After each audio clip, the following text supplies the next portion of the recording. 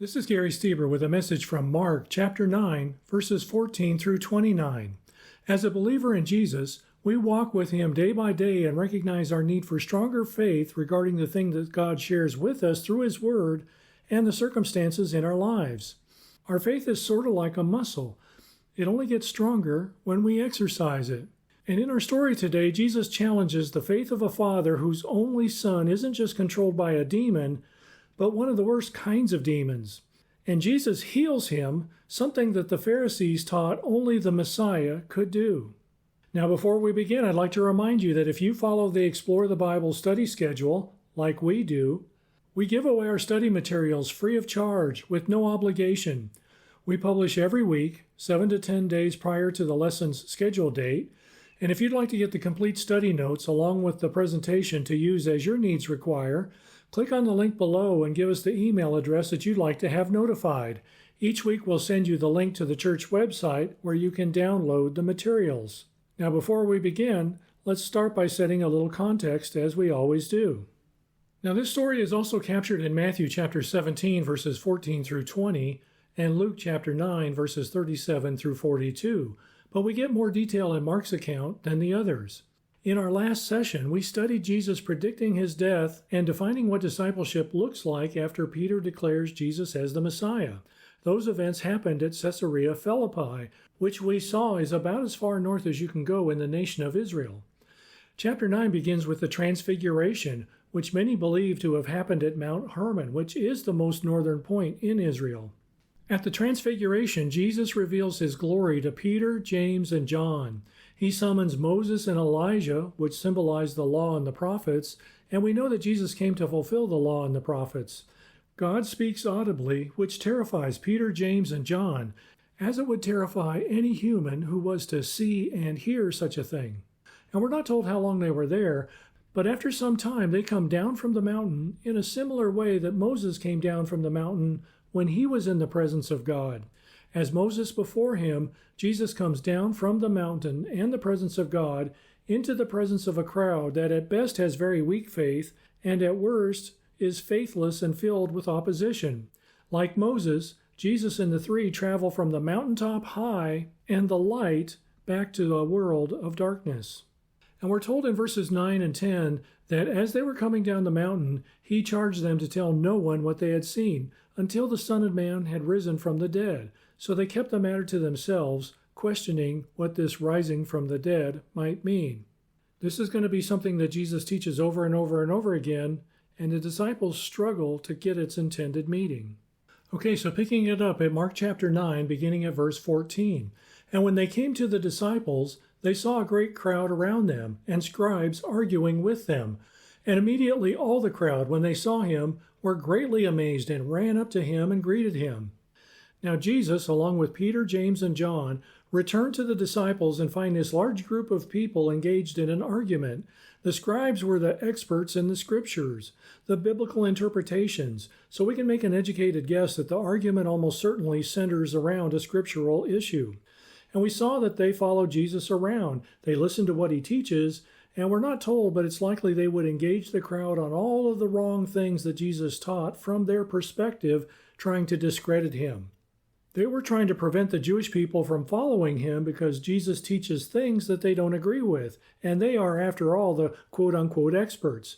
They no doubt would argue with Jesus about his views of the kingdom of God, and most likely what they were sure was blasphemy when he made statements equating himself with God. Now the presence of the scribes so far north in Israel shows how seriously the religious leadership intended to monitor the activities and the teachings of Jesus. So the crowd sees Jesus, and the reaction of the crowd leads us to believe that whatever the argument was, it involved Jesus, the Messiah. And it seems like the crowd knows now that Jesus is here, we can solve whatever the question is.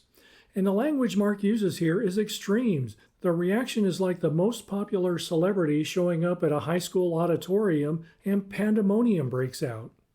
Verse 16, and he asked them, "What are you arguing about with them?" And someone from the crowd answered him, "Teacher, I brought my son to you, for he has a spirit that makes him mute. And whenever it seizes him, it throws him down, and he foams and grinds his teeth and becomes rigid. So I asked your disciples to cast it out, and they were not able. Now, the "what are you arguing about" question may have been directed to the crowd, not just the disciples, because a man from the crowd answers. Neither the disciples nor the scribes say anything. And it may be that the question was directed to the disciples, and since they didn't answer, the man spoke up. Jesus comes onto the scene in a way to offer support or cover for the disciples, because we know he already knows what the issue is about, because Jesus knows everything, right? Now, the reality appears that the man may have brought his son looking for Jesus, but Jesus not being available, the man has some interaction with the disciples in his absence. And perhaps the disciples didn't respond to Jesus' question because they may have been embarrassed by not being able to cast this demon out. Now, Matthew records the man falling to his knees and saying, "Lord, have mercy on my son, for he has seizures and he suffers terribly." That's recorded in Matthew chapter 17, verses 14 and 15. And the man expresses faith in Jesus by kneeling and calling him Lord and asking for mercy for both him and his son. The man calls Jesus both teacher and Lord. He approaches Jesus with reverence, with humility and respect. And the word translated as seizure in Matthew's account is the word meaning lunatic. And we spoke about this in our lesson with the deaf and mute man in Mark chapter 7. People who couldn't communicate were often just thought of as insane. They were isolated, and it was rare when anyone tried to help them. And Luke also tells us that this was the man's only child. That's recorded in Luke chapter 9, verse 38. Now, there's an old saying that a teacher is only as good as his students are. And since this man refers to Jesus as a teacher, there is perhaps a sense in this man's mind that in the absence of Jesus, having his disciples present is the same thing as bringing the boy to Jesus. Now, a fair question to ask is why the religious leaders didn't step up and try to take the demon out of the boy. Instead, we find them ridiculing the disciples for not being able to do it, and that isn't all that helpful. But they offer no help. Hold on to that thought. Now, notice the Spirit makes the boy mute. Luke tells us that the Spirit often causes the boy to cry out. That's recorded in Luke chapter 9, verse 39. The boy's ability to make any sound is controlled by this demon. Now, in addition to being mute, the boy has what we might call convulsions or something similar. The expression of throwing him to the ground indicates severe violence.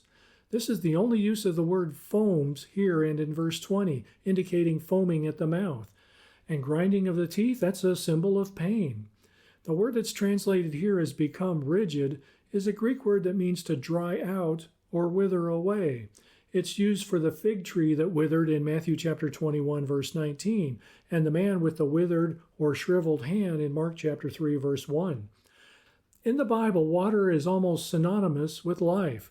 The boy is drying out, meaning his life is being drawn out of him. Said another way, this demon is trying to kill him in the same sense a sapling that dries out and becomes rigid until it dies. All of these descriptions, they're extreme. The word translated as throw him down means to be slammed on the ground and broken like a watermelon would bust if slammed on the ground.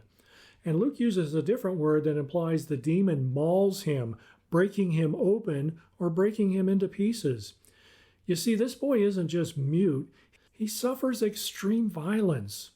And Luke records the man as begging the disciples to cast out the demon. Luke uses stronger language than Mark does. That's recorded in Luke chapter 9, verse 40. Now recall the setting. An argument was taking place between the crowd, the scribes, and the disciples. There may be a sense that the scribes or the crowd are casting doubt on Jesus because his disciples have failed, and as such, that would call into question his credibility as a teacher. There's an emphasis on the phrase, "they were not able." The truth of his teaching wasn't being manifested in the students. The disciples weren't doing the work of the teacher, so to speak. And it's easy for us to look at this and say, well, that isn't really a fair assessment because the disciples, they're just normal men, and the teacher was God in human flesh. But this was the thinking of the time of the relationship between a teacher and his disciples. The scribe would inflame the conversation in order to discredit Jesus. And so we see there are three problems here. There's a demon-possessed boy, the disciples are unable to free the boy of the demon, and the scribes are taunting them because of their failure. Now this contrasts with our study of Mark chapter 6, where Jesus sent the 12 out with his authority, and they cast out all kinds of demons. We're told that in Mark chapter 6, verses 7 through 13. They were effective then, but this is different. Now, Arnold Fruchtenbaum gives us some additional detail here. The act of casting out demons was done on occasion by the Pharisees and rabbis by use of a specific process. First, they would have to establish communication with the demon, for when a demon speaks, he uses the vocal cords of the person that he indwells. Second, they would have to find out the demon's name. And third, he could, by use of that name, cast out the demon. Now, there's at least one occasion where Jesus used that Jewish methodology in Mark chapter 5, when he, being confronted with a demoniac, asked the question, "What's your name?" And the answer on that occasion was, "My name is Legion, for we are many."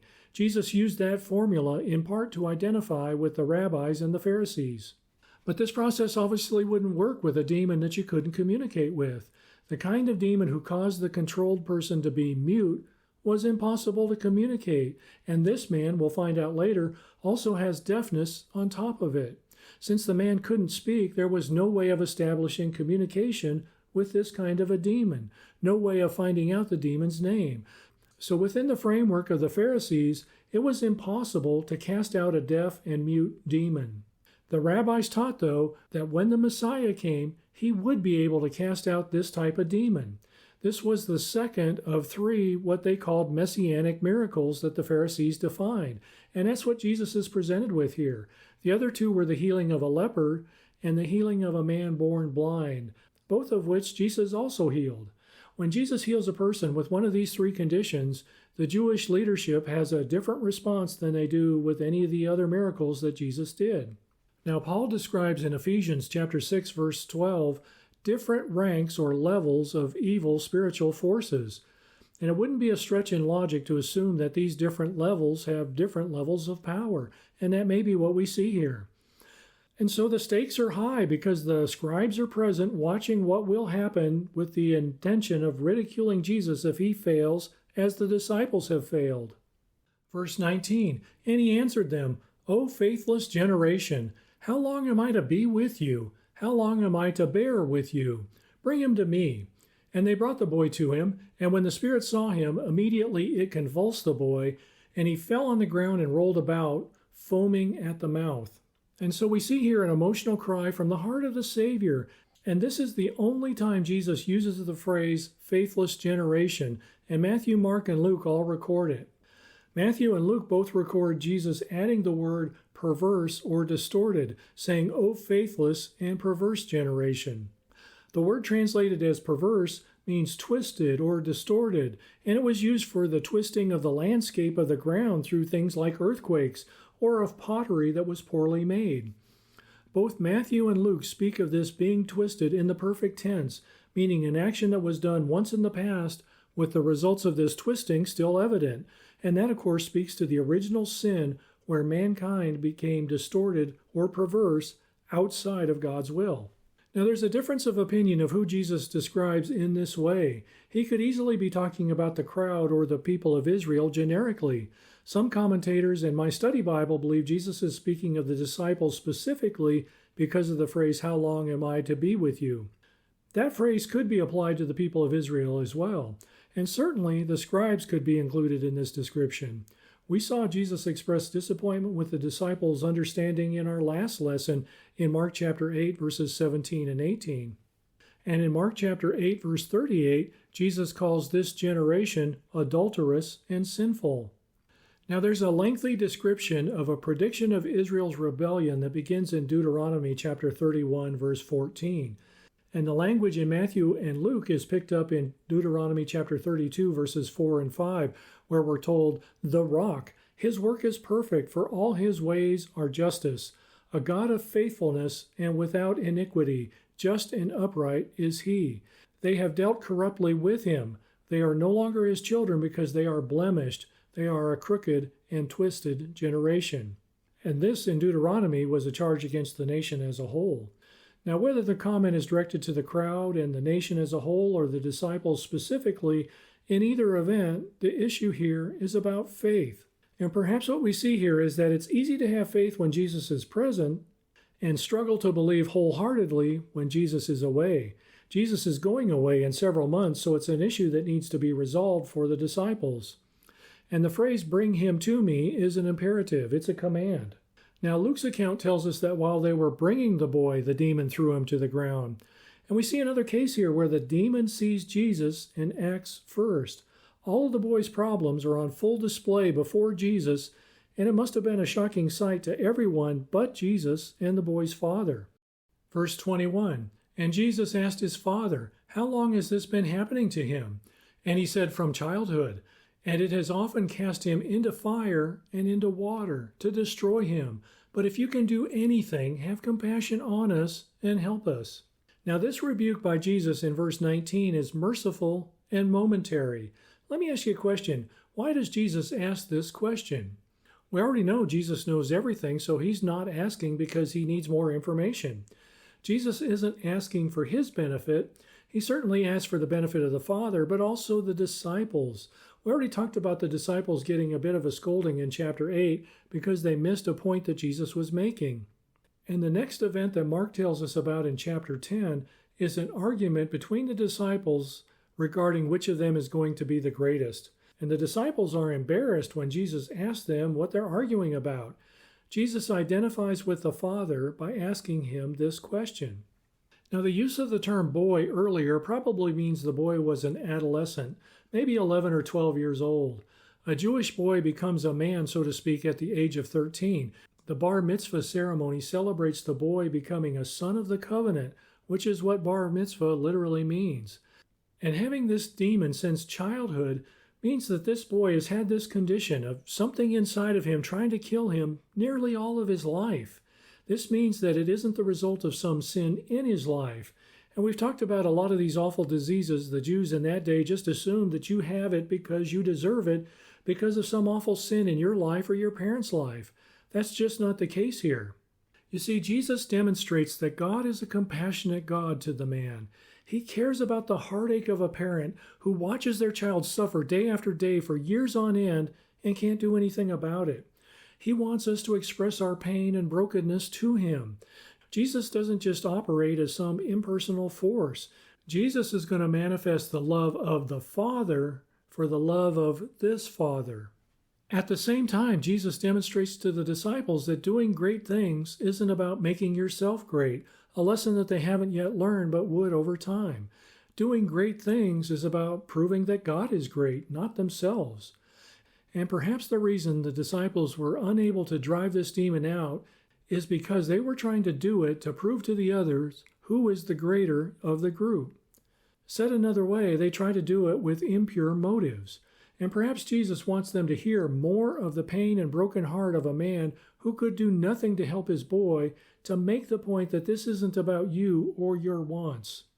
Now, a decade or more of demon possession trying to kill the boy ends today at the power of God for the glory of God, not the glory of any of the disciples for bragging rights.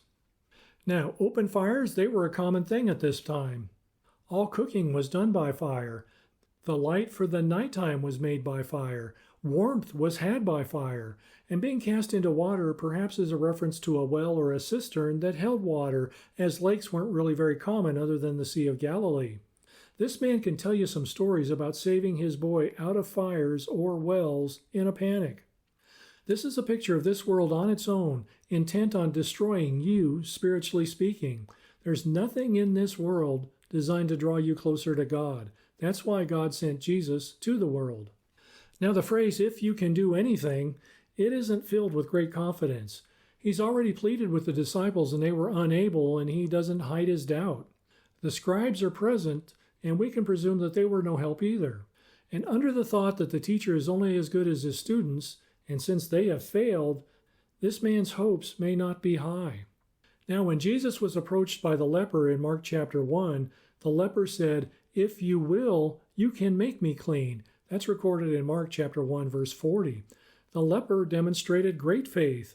This man demonstrates weak faith by saying, "If you can do anything, have compassion on us and help us." The leper knows that Jesus can and asks that he will. The Father here says, "If you can, will you?" And notice that the request here isn't for healing, but for help. He asked the disciples to cast the demon out. That was in verse 18. Here he just asks for help. It's a more generic request. It's not as specific. Now, if you've had a child who is very sick, and even more so if your child has had the disease most of their life, you understand the feeling of frustration that this man has. You would do anything to see your child healed, and there's nothing that you can do. He's probably seen every expert available in his day, and nobody could help.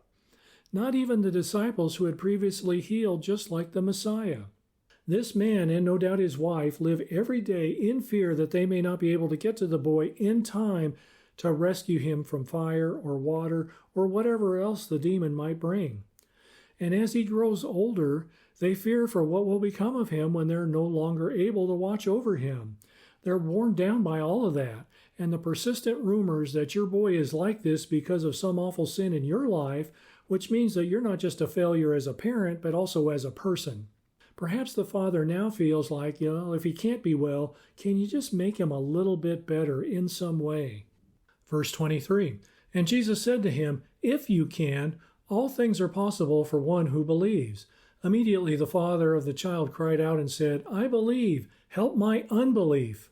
Now, nearly every commentary I looked at begins by saying that this is one of the most abused verses in the Bible, taken out of context for personal desires. The phrase, if you can, is translated as either a question or an exclamation in most Bible versions. The King James translates this as, if you can believe, adding the word believe, which isn't in the original. Now, Jesus, of course, isn't surprised by the statement, but he points out the weak faith in partial rebuke and full of mercy. Going back to the original statement, the man said, Teacher, I brought my son to you, for he has a spirit that makes him mute. That was back in verse 17. He brought him to Jesus with the hope of healing, and now he seems to be doubting, likely because the disciples failed to deliver. And this is in contrast to our study in Mark chapter 6, where Jesus sent out the 12 with his authority and they cast out all kinds of demons. They were effective then, but this is different. Now, notice what Jesus doesn't say. He doesn't say, don't worry, I got this covered. By saying, if you can, he sort of puts the ball back in the Father's court, so to speak. Jesus assures him that the question isn't about the power of Jesus, but the faith of the people, the faith of the Father in particular. Jesus is saying that the if doesn't apply to me, but to you. Let me ask you a question. What does Jesus mean when he says all things? Well, he means all things. And notice that he says all things are possible. They aren't guaranteed to the one who believes.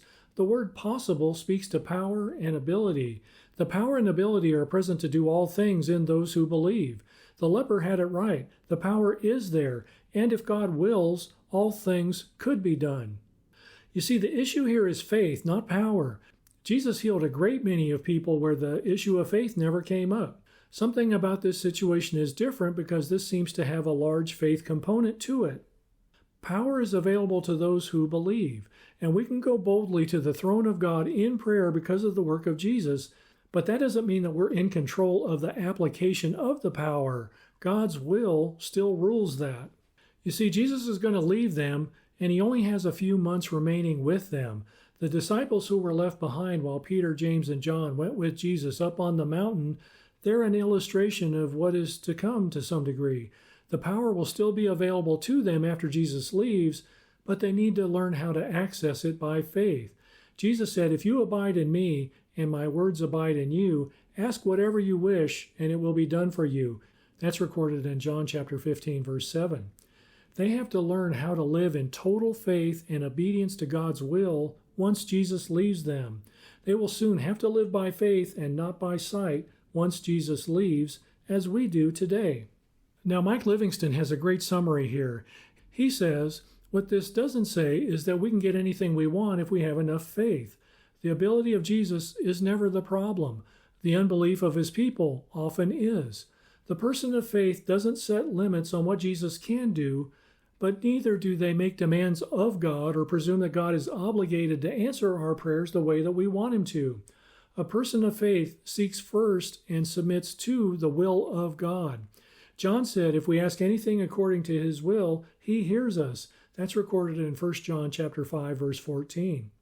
And Billy Graham put it like this. He said we shouldn't pray that God will be on our side, but that we will be on God's side. The purpose of prayer isn't bending God's will towards our will, but conforming our will to His. Now, there's no delay on the Father's part, but there's plenty of emotion here. Recall Jesus referred to this generation as faithless in verse 19. The man does have faith, but it's imperfect, just like ours is. There will be a day when we have perfect faith, but on this side of heaven, we're more likely to have some degree of imperfection in our faith, and He's open and honest about it. Now, there's emphasis on the word my. In the normal way of writing in Greek, this sentence would say, help the unbelief of me. The me or my being moved forward shows emphasis. Help my unbelief. Help me to have the faith to trust you as I should. The issue isn't whether we doubt at times in our life. We might as well confess it because Jesus already knows about it. Doubt will either drive us away from God or towards God. And it's important to note here that the man didn't have little faith because of rebellion in his life, as we so often see in the Bible. He desperately wanted God's power at work on his boy, but perhaps the failure of the disciples earlier and the reaction of the scribes acted as a wet blanket on his faith, so to speak. Now, in Greek, the word that's translated as faith and belief are essentially the same word. They have a slightly different grammatical construct, but it's the same root word. The lack of faith or the lack of belief is the same thing. And Charles Spurgeon says that only a person who has faith can say, help my unbelief. A person with no faith or no belief is unaware of their situation. And as soon as they have a little faith, they become aware that their faith is small and could be greater.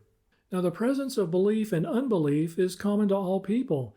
Peter had faith enough to step out of the boat and to walk on water with Jesus until he took his eyes off Jesus and looked at the water. Then unbelief kicked in and he sank. Jesus said to him, "Oh, you of little faith, why did you doubt?" That's recorded in Matthew chapter 14, verses 28 through 33. And we see the same thing from the other side in Thomas, who declared that he would never believe unless he could feel the holes in Jesus. Thomas still believed just enough to continue to hang in there with the group, and when Jesus showed up 8 days later, he offered Thomas the opportunity to feel the holes and said, "Do not disbelieve, but believe." And Thomas's response was to exclaim, "My Lord and my God." That's recorded in John chapter 20, verses 24 through 29. Jesus expressed a gentle but merciful rebuke to Peter and Thomas as well, but the mercy far outweighs the rebuke. Let me ask you a question. How much are you like this father, or like Peter or Thomas, worn down by the world with a faith that is shaped by our fears, our failures, and our disappointments? Well, let me ask you a question. What will help our unbelief? We talked about this graph before. I like the way Greg Mott describes the connection between our faith and our obedience. They should feed each other and increase each other. If we trust the Lord and step out in obedience, He will show us that He's working through us, which will increase our faith. And the increase in our faith will encourage us to be more obedient, and so on. Spiritual growth and maturity come about as we continue to walk out in faith and obedience. Now, the father in this story had a little bit of faith and stepped out in search of Jesus, and his faith probably took a hit with the failure of the disciples and the bickering of the scribes, which tells us that this growth line isn't necessarily a smooth growth line, but he's about to get a huge increase in his faith. Now, the Pharisees were high in obedience, mostly to the wrong things, but very low in faith. And a person who is very high in faith but low in obedience, or what James calls works, is dead. James says faith without works or faith without obedience is dead. That's recorded in James chapter 2, verse 17. Verse 25, and when Jesus saw that a crowd came running together, he rebuked the unclean spirit, saying to it, "You mute and deaf spirit, I command you, come out of him and never enter him again." And after crying out and convulsing him terribly, it came out, and the boy was like a corpse, so that most of them said, "He is dead." Now, for the second time in this story, we see people running towards Jesus. And after Peter's confession that Jesus is the Christ, his focus is less on miracles to validate his teaching publicly and more on teaching the disciples more privately. And here we see the crowd swelling again in one of the last public healings Mark records in his gospel. And notice that Jesus refers to the demon as a mute and deaf spirit. The Father identified his Son as mute, but not deaf. And perhaps Jesus sees there's more to this than was known. The Father may have not known that the boy was deaf as well because he couldn't communicate. Now recall that Jesus healed a deaf and mute man in Mark chapter 7. And we discussed there that Mark used an unusual Greek word to describe the man who was mute. Mark uses here a more generic word for mute. The same word for the deaf is used on both occasions. Jesus rebuked and commanded the spirit to not only come out of the boy, but to stay out. Now it was at least possible that a demon is cast out and returned with other demons, and the result is worse than before. We're told that in Matthew chapter 12, verses 43 through 45. That won't happen here. And what we see here is the demon appears to make one more attempt on the life of the boy. When Jesus cast a demon out of the man at the synagogue in Capernaum, it convulsed him and cried out in a loud voice, something similar to what we see here. That's recorded in Mark chapter 1, verse 26. This must have been an episode far worse than normal, the final protest of a demon being sent to doom. Verse 27, but Jesus took him by the hand and lifted him up, and he arose. Some believe that the boy actually died and Jesus brought him back to life, but I'm not sure that the text supports this. We can ask when we get to heaven. And Luke also records that Jesus gave him back to his Father. That's recorded in Luke chapter 9, verse 42. Jesus gave him back to his Father both at that moment and for the rest of their lives together, with the demon permanently removed. That's a beautiful picture. Verse 28, and when he had entered the house, his disciples asked him privately, why could we not cast it out? And he said to them, this kind cannot be driven out by anything but prayer.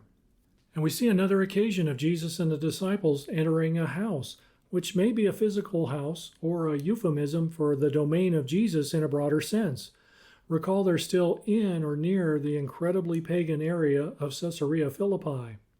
Now the question implies that they tried as hard as they could to remove the demon, but they just couldn't.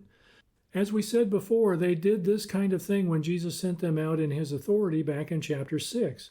The word asked is in the imperfect tense, meaning continual action. They continually asked Jesus questions about what just happened. Now recall that the scribes were present during all of this, but we hear nothing about their reaction.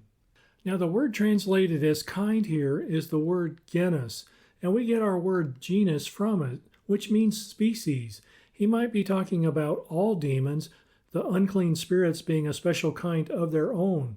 Or maybe he means that this kind of demon is different from the other kinds of demons. That would be in line with the Pharisees' description that a deaf and mute demon is something altogether different from other kinds of demons. Now the King James adds the word and fasting, saying that this kind can't be driven out but by prayer and fasting. The words and fasting aren't in the original. Faith is a conduit, a highway, or a pipeline through which God's grace of salvation, growth, and spiritual gifts all flow to us. A lack of faith obstructs the channel and therefore inhibits the flow of God's grace. Prayer connects us with that power. This verse leads us to believe that they tried to cast the demon out in their own power. Now we're not told how much they prayed or if they prayed at all. Maybe they prayed an empty sort of prayer at that moment, but either way, Jesus said real prayer was missing. And Jesus could have said, this kind cannot be driven out by anyone but me. And that's the answer that everyone is expecting, because this is what the rabbis taught, that this kind of demon could only be driven out by the Messiah. Rather, he says, this kind cannot be driven out by anything but prayer. Jesus didn't pray before he cast the demon out. He's not necessarily talking about a single prayer, but a life saturated with continuous prayer to the will of God. You see, trying harder won't get it done. Being more eloquent and more rehearsed won't help. A life of prayer will make us more connected to God and his will. And the disciples had been with Jesus for roughly 2.5 years at this point, and they knew that he prayed continuously. We would think that the disciples would have model prayer lives, right? Let me ask you a question. How often might Jesus say the same thing to us? What you're trying to get done can't be done by anything but prayer. Now, Matthew records that Jesus also said to them as to why they couldn't cast the demon out, because of your little faith. For truly I say to you, if you have faith like a grain of mustard seed, you will say to this mountain, move from here to there, and it will move, and nothing will be impossible to you. That's recorded in Matthew chapter 17, verse 20. There are at least 5 times that Jesus tells the disciples that they have little faith, which is a bit of a scolding. But here he says that just a little bit of faith will make the challenges that seem like mountains in your life vanish in a way that you can't imagine. God doesn't require perfect faith.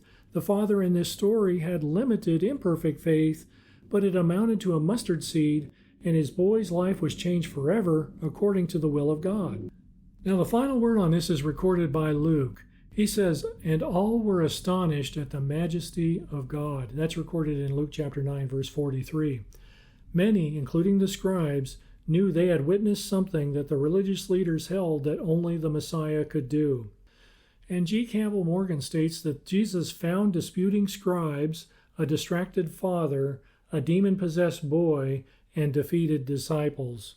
But he silenced the scribes, he comforted the father, he healed the boy, and he instructed the disciples.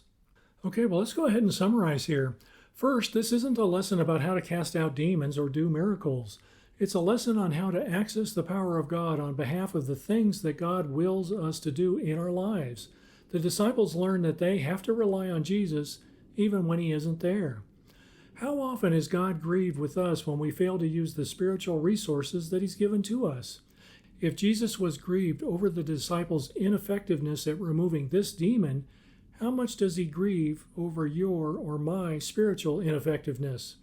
The neglect of prayer is irresponsibility on our part.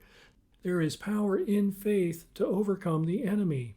Marshall Siegel asked a great question: what hasn't yet changed in your life because you haven't yet prayed for it? Some things will not change unless we humble ourselves, kneel, and plead with our Father in heaven. The great part of that question is the word yet. There's still opportunity to do that. James said, "You do not have because you do not ask. You ask and you do not receive because you ask wrongly and spend it on your passions." That's recorded in James chapter 4, verses 2 and 3. So what keeps someone from going to Jesus with a need? Well, pride. It blinds us to our problem. James chapter 4, verse 6 says, "God opposes the proud, but gives grace to the humble." Pride is the obstacle that stands in the way of experiencing God's grace. The opposite side of that is humility. There is a saying that God helps those who help themselves. Well, that isn't true, and it isn't in the Bible. He helps those who recognize their need. We saw that with the mother in Tyre a couple of lessons ago, and we see it with the father here. And second, we all struggle with moments of doubt or weak faith. The list is long of people who struggled with faith at times in the Bible. Abraham and Sarah struggled with their faith. Moses, Gideon, John the Baptist. We already mentioned Peter and Thomas. We see over and over again that the disciples struggled with faith. This lesson is just one example of that, and I'm sure you could name others. The disciples weren't the ultimate answer to this man's needs. Neither is your pastor or your Bible study teacher. Jesus is. The battle is ongoing and difficult, and Jesus is the ultimate answer, not us. And so we see the flaws of the disciples so that we can identify with them, and because we are so very flawed. We're flawed in the same way they are. Spiritual victories in the past are no guarantee that we'll be victorious today. The disciples can't take it for granted that the victories of Mark chapter 6 will be repeated automatically or routinely. Neither can we take it for granted that being used in a mighty way by God in someone's life will become a normal thing for us. You see, all of us who believe in Jesus also have unbelief in Jesus.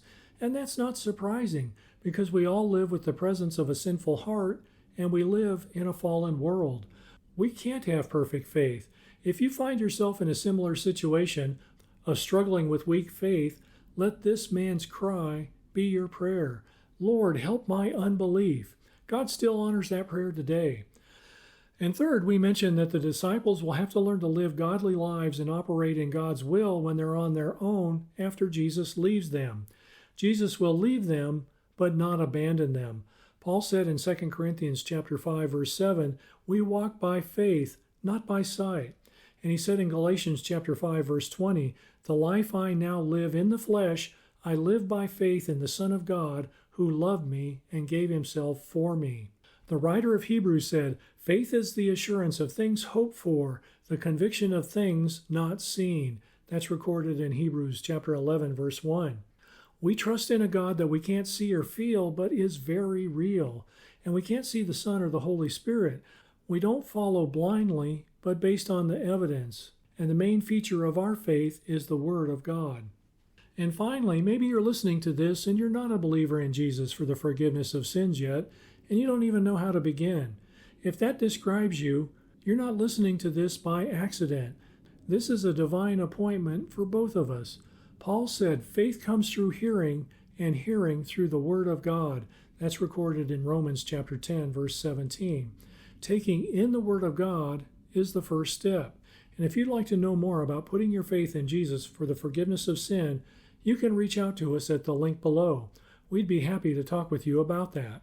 And that's the lesson that I have for Mark chapter 9, verses 14 through 29. And I look forward to our next time together.